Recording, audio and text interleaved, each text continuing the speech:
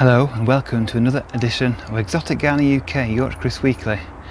In this week's edition I'm going to be taming the garden. We've had so much growth because of all the wet weather and the warmth in the last week or two that it's meant everything's grown over the paths. I need to cut things back. So in this episode I'll be cutting back plants hanging over paths, I'll be deadheading the dahlias and other flowers, taming the garden, and also be propagating quite a rare plant.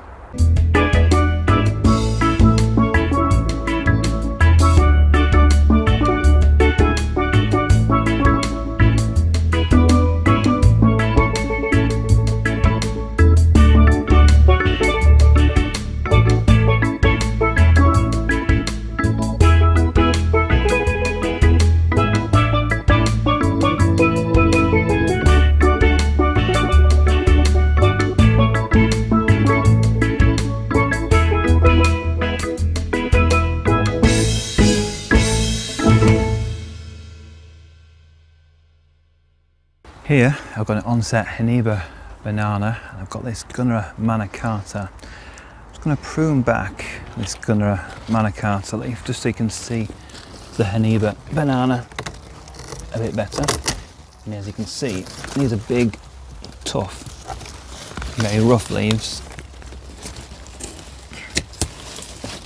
But the leaf comes away quite easily with some sharp secateurs.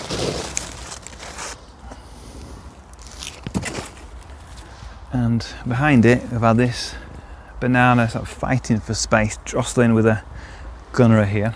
But what I've decided to do with this hiniba is I'm going to propagate it. And I propagated it before in autumn when I've dug it up, dividing it into 4 pieces. But this time I'm going to propagate it in situ while it's growing, and we'll see if we get some pups from it. Ideally, I'd have done this a few months ago, probably in June, so we had a longer growing season to get the new pups started. But I think we've still got enough time. We're in mid-August now, so we've still got the rest of August and all of September when the ground's nice and warm. Well, this can sort of heal over and start producing pups. So I have disinfected my secateurs and I've disinfected my saw that we're going to use to propagate this.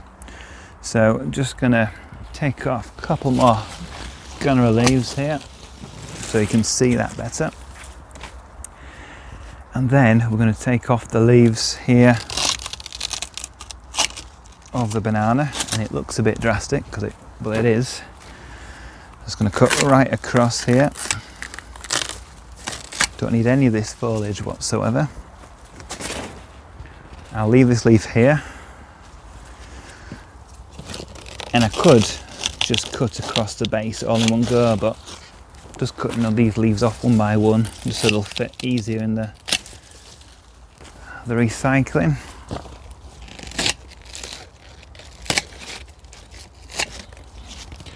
And now I'm going to get the saw and cut this right down at the base. So now we can also see we've got this cordyline torbay dazzler that's been shaded out by the Gunnerer and the banana. So hopefully now I'll have a bit more light, it'll perk up a little bit. But back to banana. So it looks drastic because it is. I have cleaned and I've also disinfected my saw. I'm just going to cut across basically at ground level, but I'll just cut off this first part first. Very easy, it's very full of water. Don't need that. And now we're going to cut right across the base. So we'll get right in there, we'll pull away the dead leaves for starters, which we don't want at all. Just around the edges, again full of water. I've had quite a bit of rain, so it's quite wet anyway. Now we're going to cut this, like I said, much further down. So let's go right across.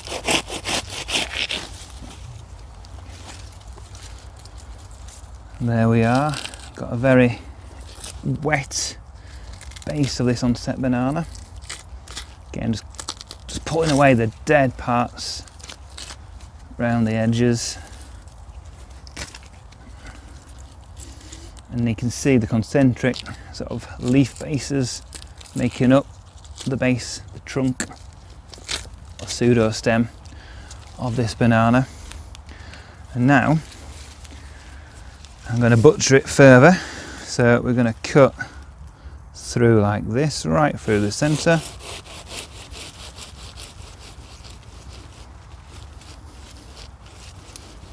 Quite far down to ground level, so we'll go right into the corm itself. And we're going to cut across the crossways.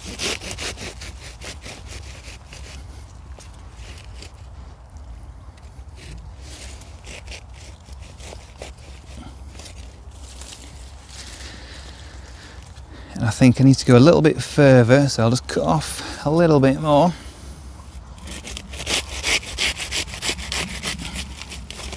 That's better, because I do need to get into the corm itself, so let's just cut further down.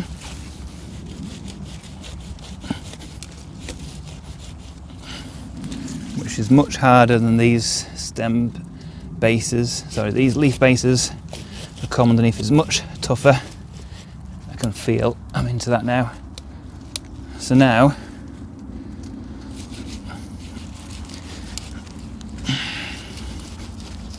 we've damaged the corm, which will hopefully initiate the production of pups.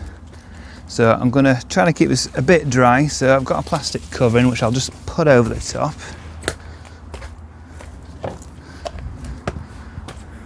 So that will just sit over the top like so.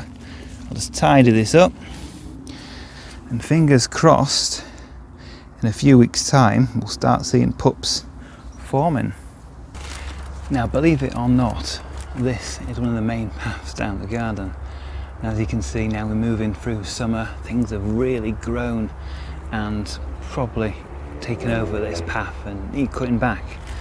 And one of the main plants that have grown really well is this Aloe striatula, which I cut back last year and made a dozen or so plants from, and it's grown back with a vengeance this year. So I'm going to cut it back so it's beyond the margin of the path, like so, and there's probably what, 10-20 plants like this, or cuttings should I say. Each of these will make its own plant, so I'm going to cut this all back on both sides, and I shall have plenty more of these to make nice plants for next season. Now here further down the path we have two more plants either side causing an issue with access. Here on this side we've got the ginger that's in full growth now, and it will flower in a matter of weeks, and this is the ginger Hedychium forestii, and she's really lolloped over the path now. I'll give this a bit of a reprieve and let this do its thing, flower, before I cut this back. It's quite easy just to push past. But below it, what we've got is the European fan palm Chimerops humularis cerifera, and it's a shrubby bush. It's growing on the corner of this arid bed, and it's got multiple heads growing in all different directions. And unfortunately, the most vigorous head is the one down here with these beautiful steely blue leaves, and it's actually growing into the shade, believe it or not, right across the path. So unfortunately what I'm going to have to do is cut this off right at the base, because on these leaves you've got lots of thorns on the petioles here, and they can really hurt your ankles. So I need to cut this side off, but it's got plenty of heads on that side that will hopefully grow into the sunlight and go straight up rather than trying to get across this path again. So I'm going to be careful as I go in and basically cut one leaf at a time, just being very careful until I get to the base, and then I'm going to cut all those leaves off, and then I'll have clear access along this path. Right, that looks a lot better now. I can get down this path. Hello, can you see me?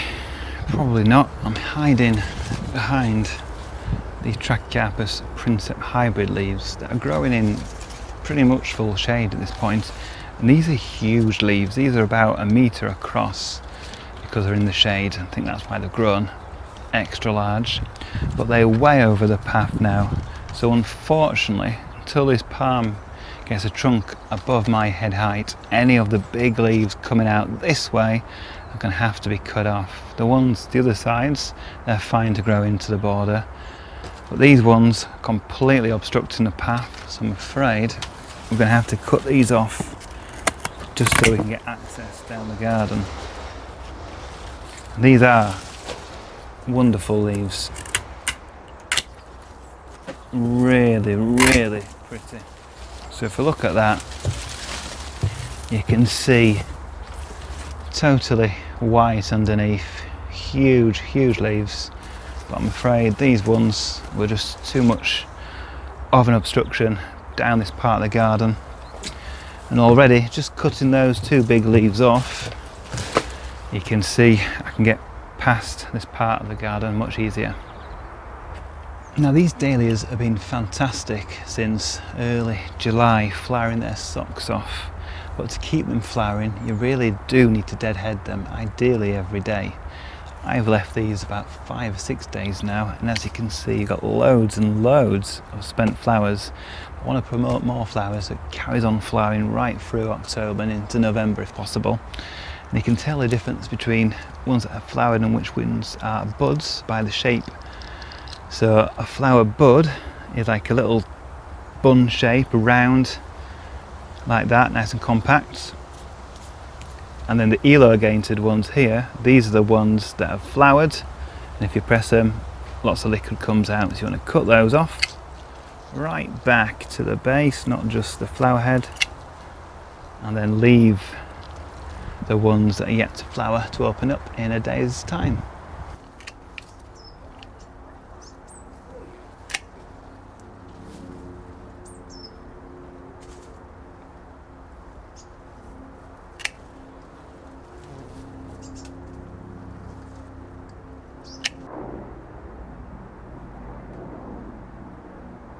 Right, that's enough cutting back for one day.